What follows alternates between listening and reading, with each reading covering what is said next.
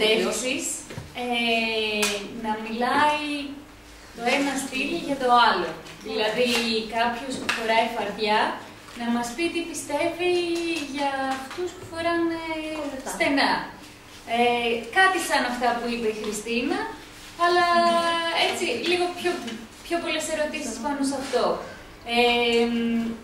Ή ανάποδα, κάποιος που φοράει κολλητά, τι πιστεύει για αυτόν που φοράει φαρδιά, ότι το παίζει μάγκας, ότι το στενεύει με τα στενά, ότι θέλει να είναι άνετος, ότι... Λίγο να τον κοροϊδεύει, ας πούμε. Λίγο, λέμε τον. Ναι, να δούμε τι γνώμη έχει, ας πούμε, κάποιος, αλλά χωρίς να μιλάτε σαν φίλοι μεταξύ σας, να σκέφτεστε κάποιον που δεν ξέρετε, χωρίς να πειράζεστε από τη γνωριμία σας εδώ. Κάποιον βλέπετε στον δρόμο, που φοράει στενά. Πολλές φορές καθόμαστε, βλέπουμε κάποιον που περνάει και σκεφτόμαστε, ναι. Αυτός μάλλον θα ακούει heavy metal γιατί είναι ντυμένος όλο στα μαύρα, φοράει στενά, έχει μακριά μαλλιά. Είναι πολύ πιθανό. Δεν είναι μαύρα. Μπορεί κάποιος να μιλήσει στην κάμερα για κάποιο άλλο στυλ. Πού θα ήταν ένα καλό στυλ. Το πράγμα είναι πολύ συγκεκριμένο. Έξω από κάποιο σχολείο. Στην τεράστια. Σε διάδρομο πάνω. Δεν έχει τραγουδεί τίποτα. Τι είναι ωραίο το περιβάλλον του διαδρόμου. Εγώ σκέφτηκα να πάμε σε μια παιδική χαρά, ξέρω εγώ, κούνιες και τέτοια. Ένα πάρκο. Πάμε σε παιδική χαρά.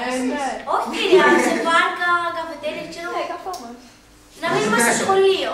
Επειδή είπατε το κάνουμε. Θα μπορούσα να προτείνω κάτι. Μπορούμε να πάμε σε πλατεία. Εμείς με την περιβαλλοντική προσπαθούμε να φτιάξουμε πάνω την ταράτσα. Είναι μικρό. Ναι, μισό λεπτό. Θέλω να προτείνω ότι αν η ταινία θα γυριστεί το τέλος πάντων κάποιους ανοιξιάτικους μήνες που μπορεί να έχουμε τελειώσει στην ταράτσα, να πάρουμε κάποιες σκηνές από εκεί. Να σας θυμίσω κάτι. Σκεφτείτε λίγο ότι το ταινιάκι αυτό εκφράζει εσάς. Εσείς πάτε στην παιδική χαρά, στο πάρκο, στην πλατεία. Ναι, κύριε, εμείς πηγαίνουμε σε Πλατεία πάμε. Πρέπει να πάμε σε ένα χώρο που πάτε. Στις κούνιες πάμε, αλλά δεν κάνουμε δεν κούνιες. κάνουμε κούνιες, αλλά καθόμαστε. Θα πάμε φωτογραφίες. Πάτε στις κούνιες. Ναι, κύριε. Πάμε για να μιλήσουμε, είναι το σκουσκάκι. Γιατί μπορούσαμε να πάμε σε κάποιο συγκεκριμένο σημείο, να εξερευνήσουμε εμείς, ας πούμε, στην πλατεία, να πάμε σε ένα συγκεκριμένο σημείο που να ξέρουμε ότι δεν έχει πάρα πολύ κόσμο. Δεν είναι ωραία η ιδέα, σας λένε. Να δείξουμε και το κάθε παιδί σε ποιο σημείο συχνάζει. Ο ένας πάει στις κούνιες, ο άλλος στην πλατεία. Πάλι στο γραφείο. Ωραία. Ναι, εντάξει. Δεν κάνουμε το σήμα τώρα. Ξεχάστε το. Ισχύει αυτό όμως, δηλαδή, να ρωτήσω κάτι. Λίγη κυρία Αυτοί που φοράνε τα φαρδιά πάνε σε συγκεκριμένο σημείο και συναντιόνται και οι άλλοι μεταφορικά σε άλλο σημείο. Ή όχι, δεν ισχύει. Δεν ισχύει. Μόνο για το σήμα, κυρία, ότι πάνε σε. Έχω παρατηρήσει ότι μπροστά από τις εκκλησίες συχνάζουν παιδιά με φαρδιά ρούχα που είναι όλο με το skateboard στο χέρι. Πες ότι βλέπεις αυτούς στην πλατεία που λες έξω τα σκαλάκια με τα φαρδιά. Για αυτούς. Γι' αυτό ό,τι κάνουν skate, ό,τι φαντάζεσαι ότι μπορεί να συμβολίζει αυτά τα ρούχα μου. Αυτές τις σκηνές τι μπορεί να περιέχουν. Ας πούμε, αν κάποιος άλλο φοράει φαρδιά ρούχα και τώρα να πηγαίνει στην πλατεία, θα τραβήξουμε εκεί που πηγαίνει για την πλατεία και η συμπεριφορά του με τα άλλα παιδιά. Ας πούμε, μια γκολ που πήγε στο εκδοτήριο, ας πούμε, επειδή για αυτούς Τι είναι αυτό, λεγέντα. ο θάνατος είναι κάτι εντελώς φυσιολογικό και αποδέχονται τη σκοτεινή πλευρά αυτού του. Το μικροταφείο είναι ένα είδος ησυχίας και δεν είναι τίποτα κακό. Δηλαδή αυτό που κάνουνε να πηγαίνεις στο νεκροταφείο και να κλαίνε χωρίς λόγο είναι βλακεία. Αυτό που λες για το ότι πάνε στα νεκροταφεία και κλαίνε και το ένα και το άλλο, πιστεύω ότι είναι φήμη. Είναι ανάλογα το άτομο. Δεν σημαίνει ότι ακούς ήμο και σημαίνει ότι πάνε. Είναι μια συγκεκριμένη ομάδα ατόμων, είναι μια παρέα που το κάνει αυτό. Είμαστε εμείς τους ονομάσαμε έτσι, γιατί είναι διαφορετικοί από εμάς. Αποδέχονται τη σκοτεινή πλευρά του εαυτού τους.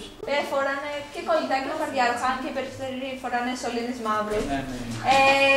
Συνηθίζουν να βάφονται, να βάζουν μολύβι και eyeliner πάρα πολύ. Αλλά δεν είναι διαφορετικός ο χαρακτήρας, είναι σαν των άλλων ανθρώπων. Απλά έχουν διαφορετική μουσική και οι περισσότεροι επηρεάζονται από αυτή. Εκεί επηρεάζονται από αυτό. Γιατί έχουν τραγουδιστεί σε λίγο φράτζα και λοιπά, τους αρέσει. Βασικά στριλίζουν, ουλιάζουν. Η μουσική τους εκφράζει. εκφράζει, εντάξει. Δηλαδή και εμένα μπορεί να με εκφράζει πήγε το σκυλάδι, κάπου δεν της αρέσει. Αλλά δεν το κατακρίνω. Απλά μπορεί να τους εκφράζει αυτούς τους ανθρώπους. Δηλαδή, εγώ που ξυρίζω και ουρλιάζω, είμαι ήμο. Δεν είμαι. Είσαι κοντά σε αυτή την κατηγορία. Όχι, εγώ δεν ακούω σκρίμο. Μ' αρέσει όμως να βάζω πολύ eyeliner, να βάζω παντελόνια κολλητά, καρδιά άλλες φορές, μαύρα, φράτσα. Αλλά γενικά δεν είμαι ήμο. Σ' αρέσει να κλαις τους τάφους. Ας πούμε, σε μικρό καφέ δεν υπάρχει κανένας να σε σχολιάσει για το στυλ σου με ρατσισμό κτλ. Ας πούμε τώρα εδώ. Πού το ξέρεις. Αμέσως βάζεις ένα μικρό καφέ, είναι normal. Οι γκοθ δεν φοράνε συνήθως έτσι μαύρα. Φοράνε πώς να έρχονται στο σχολείο. Δηλαδή υπάρχει ο ρατσισμός. Ωραία, αυτό είναι πολύ ενδιαφέρον. Δεν αφήνει καθηγητές να φοράνε μαύρα τα παιδιά. Όχι, Γενικά σε κατακρίνουν. Εμένα, οι μισοί με λένε ήμο, οι άλλοι μισοί gothic, δεν ξέρω, αναλόγως με τα ρούχα που βάζω κάθε μέρα. Δηλαδή, ας πούμε, αν έρθει εγώ στο κοινωνικό σχολείο, με έχουν κατακρίνει όλοι. Και εσύ πώς αισθάνεσαι που πρέπει να αλλάξεις το χρήσιμό σου για αυτόν τον λόγο? δεν το έλεγα. Μέσα στο σχολείο είμαι σαν κανονική. Έξω από το σχολείο, έξω από το θέλω είμαι. Δηλαδή αυτό που νιώθω και το βλέπουν οι άλλοι, γι' αυτό και με αποφεύγουν μερικοί. Αλλά εντάξει, τώρα τι να κάνω. Το κανονικό σου πώς είναι? Όχι, λες μέσα στο σχολείο είμαι σαν κανονική. Ποιο είναι το κανονικό? Έτσι όπως είσαι τώρα. Ωραία. Σπίτι είναι όπως αύριο κόλλας. Νομίζω ότι πρέπει σίγουρα να μπει αυτό το στυλ στην ταινία, γιατί είναι πολύ ιδιαίτερο, καθώς και ήμου, αν θες εσύ να μιλήσεις ως πιο κοντά, ας πούμε, μπορεί να μην ακολουθείς τελείως αυτό το στυλ, αλλά επηρεάζεσαι κάπως από αυτό.